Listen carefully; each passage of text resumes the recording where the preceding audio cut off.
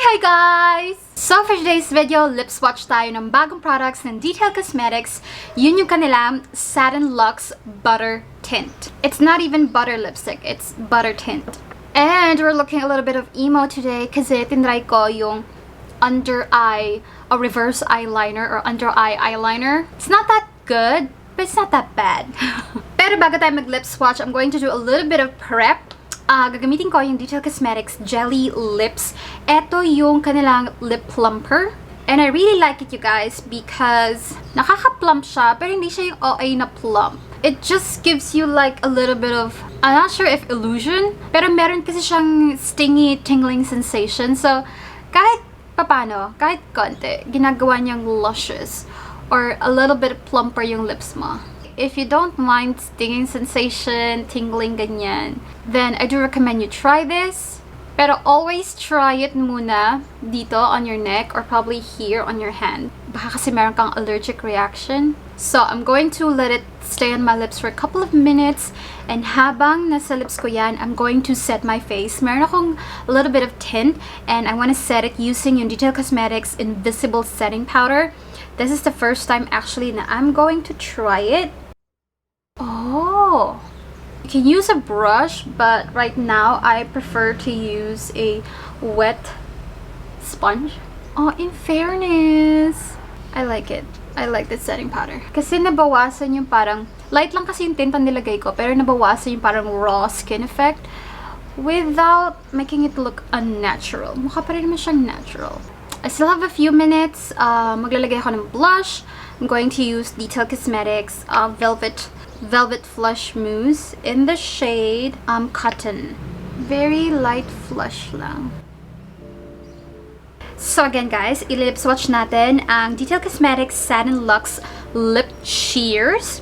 It has a unique semi-sheer formula that complements your natural lip tone and gives your own custom version of each shade. Ibig sabihin, magdedepende yung outcome ng color dun sa natural lip tone mo. Merong dalawang klase. Merong Buttercream Series, a dial-down nude shades that will adjust to your natural lip tone. And then the other one is the Jam Series, rich dark shades that transforms into a beautiful flush of color. Also, it moisturizes, soothes, and heals chapped lips kasi meron siyang shea butter and sweet almond oil. If you buy the set, you guys, it's $1,199. Pero if you buy it individually, it's $199. So, 200 pesos. Okay, so unahin natin yung Buttercream series. We're going to start with Rose Latte. Guys, ang nipis-nipis niya. Like, it's super sleek, super thin. Like, eto na siguro yung pinakapayat na lipstick or lip product na meron ako. This is one swipe.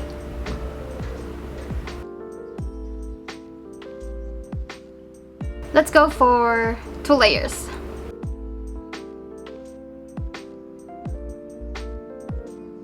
And this is 2 layers.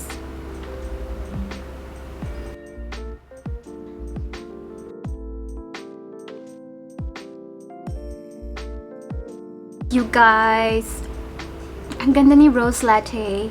It's like nudie pink nga. Very good for everyday. Very youthful looking. Very fresh lang. I like it. So again, this is Rose Latte. Next shade is Gingerbread. Hint of peach daw siya. So this is Rose Latte and this is Gingerbread. Parehas yang one swipe lang. So this is Gingerbread ng one swipe. And then let's try to build up the color.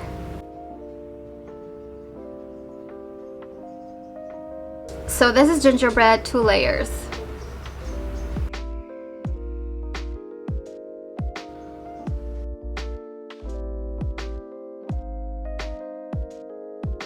And obviously guys, it does have a peach tone to it. Pero again, guide lang itong ginagawa ko. It might change depende sa skin tone mo. Or depende sa lip tone mo, just like what Detail Cosmetics said. So yeah, this is Gingerbread. Next shade, we have Biscuit, which is a hint of taupe. So this is Biscuit, and it does have a brownie shade.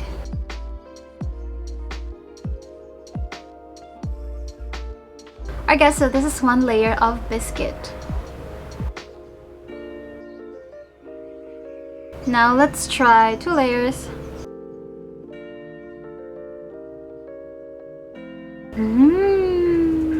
I like. So this is 2 layers.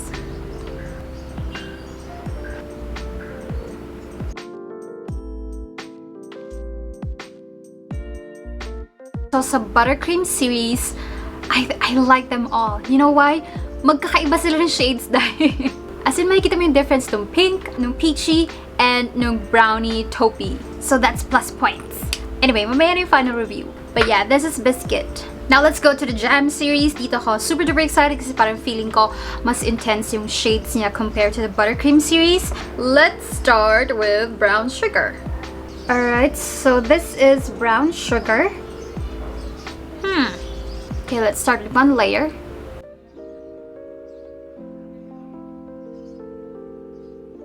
So this is 1 layer of brown sugar.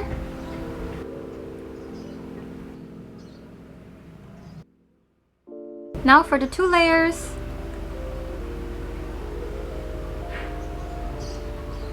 Brown sugar, 2 layers.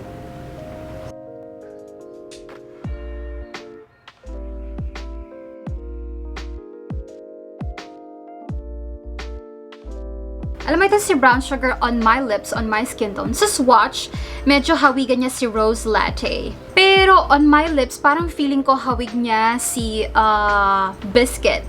It's a little bit tricky. Pero feeling ko overall, pag pinaghalo mo si Rose Latte and si Biscuit, si brown sugar yung, si brown sugar yung parang dating. It has a little bit of red-ish hint. So parang siyang pinky na in-intensify ng brown. So red-ish. But yeah, this is brown sugar. So last but definitely not the least from the Jam series, we have Blackberry Jam.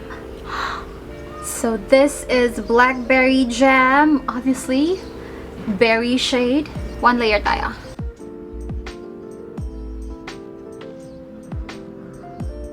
So this is 1 layer of Blackberry Jam. Now let's build up the color. So this is 2 layers of Blackberry Jam.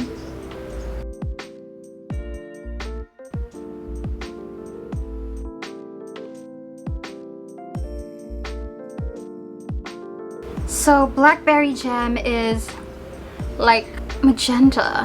And I love it. Okay guys, so what can I say about yung SATIN LUXE? Honestly, I love it. I love it. Kasi una sa lahat ang branding nila is it's sheer. So hindi siya like full pack color. And it's moisturizing. And then you can use it 1 layer or you can build up the color. So alam mo yun, pwede siyang parang tinted lip balm ang dating. So it's not kiss proof. It's not transfer proof whatsoever. Pero makakompare ko siya dun sa bagong lipsticks ng ng Blythe Cosmetics. But the difference is, yung sa Blythe, ramdam mo na nakapatong lang siya. It does feel like slippery, moisturizing-ish, pero parang nakapatong lang siya and it's so easy to like take off. Pero eto, hindi siya like madulas. It's more like smooth. Ramdam kong nanunuot siya on my lips. So, sa mas lamang tong SATIN LUXE for me. Now, another good point is magkakaiba yung shades. I mean, kitang-kitang magkakalayo yung shades, dai. Although I was a bit confused with Biscuit and brown sugar, medyo on my skin tone, medyo malapit siya on my lips. Pero alam mo yun, 95% malalayo yung mga shades. And sheer yung 1 layer pero buildable yung color. So alam mo yun, baka decoy lang nila yung sheer lang yan, eme-eme, pero yung pala bongga yung tint. But anyway guys, I hope nagkaroon kayo na idea dun sa mga shades. Anyway, that's it for today's video guys. Thank you so much for watching. Click the description box below because I have other videos related to Detailed Cosmetics. So if you want to check it out, go to the description box. Again, thank you so much for watching and I'll see you in my next one. Bye bye!